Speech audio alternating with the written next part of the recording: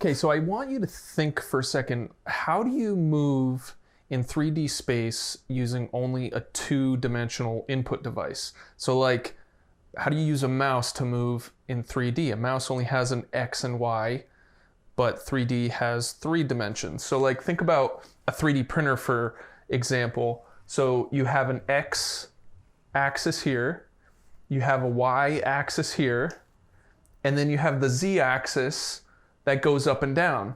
So imagine if you were a programmer and had to figure out a way to transmit two-dimensional data from a mouse to determine how to move this extruder head. How would you do that? Now, that's a really interesting challenge that pretty much every 3D modeling program has had to solve. And SketchUp does a pretty good job at it. But there are times when SketchUp doesn't always move objects exactly where we want them to go. So in this video, I'm going to share 4 tips on how to make SketchUp move objects exactly where you want them to go.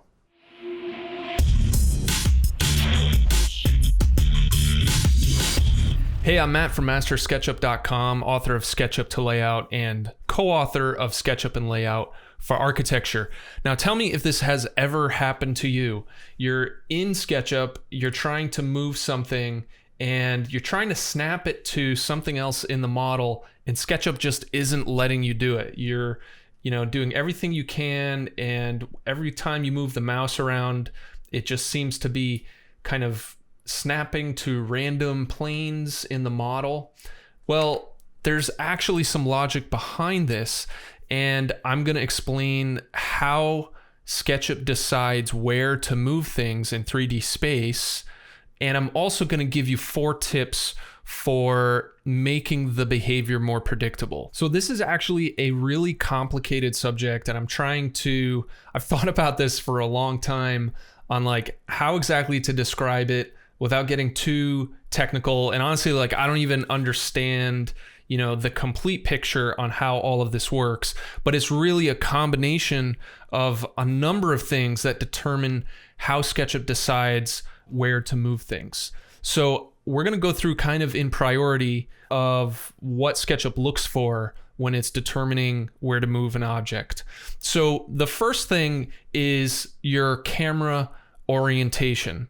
So when you start to move an object over empty space, so meaning you're not hovering over another object or other entities in your model, when you're just hovering over empty space, SketchUp is going to lock to an imaginary plane that the point that you start your move from will actually determine where the plane exists.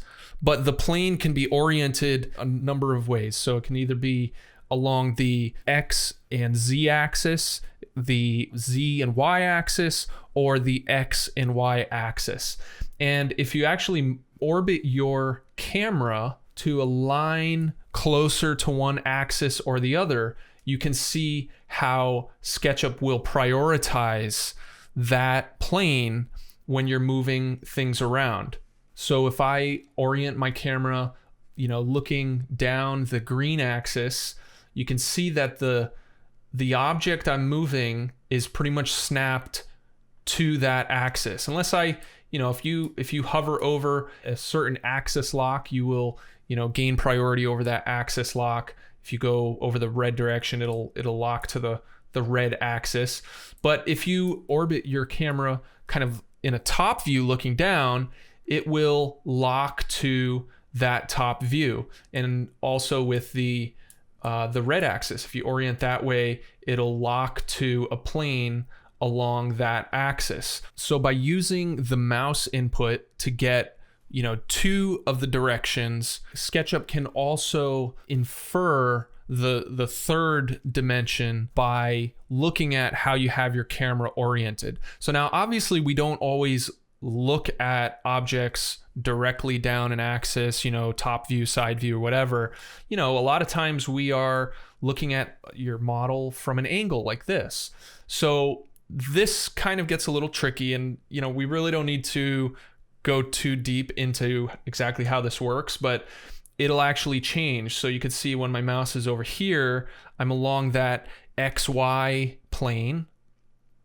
But if I move my mouse up here, I get locked to the ZY plane. So it's really not important to get bogged down on exactly, what triggers that plane lock to change. Just understand that your camera position and your mouse position are variables that come into play when SketchUp is choosing how to align objects that you're moving in 3D space. Now, when you're hovering your mouse over other geometry that's in your model, that's going to take priority over the random planes that SketchUp locks to. So for instance, if I grab this object by this corner and try to snap to any of these points, I get a very strong snap point when I do so. So snapping to points in your model is almost always going to override SketchUp snapping to just a random plane in the model. But here's where it gets tricky. So if I'm moving this one and trying to snap to the other box there, SketchUp's not going to let me. And the reason why is the actual geometry of the object that I'm trying to move is getting in the way of those snap points that I'm trying to snap to. So the actual faces of this object are obscuring the points that I'm trying to snap to. So here are 4 ways to prevent this from happening and to make your movements move exactly where you want them to go. So the first tip is to try and orient your camera so that the destination point that you're trying to snap to is closer to the camera than the starting point that you're starting the move from. So let me show you what I mean by that. So instead of trying to move this box over here, where this box is closer to the camera right now than this box is, so when I try to do it, it's not going to work. But if I orient my camera around so that this box is closer, now when I grab this point, SketchUp will prioritize objects that are closer to the camera or things that are in front of other things.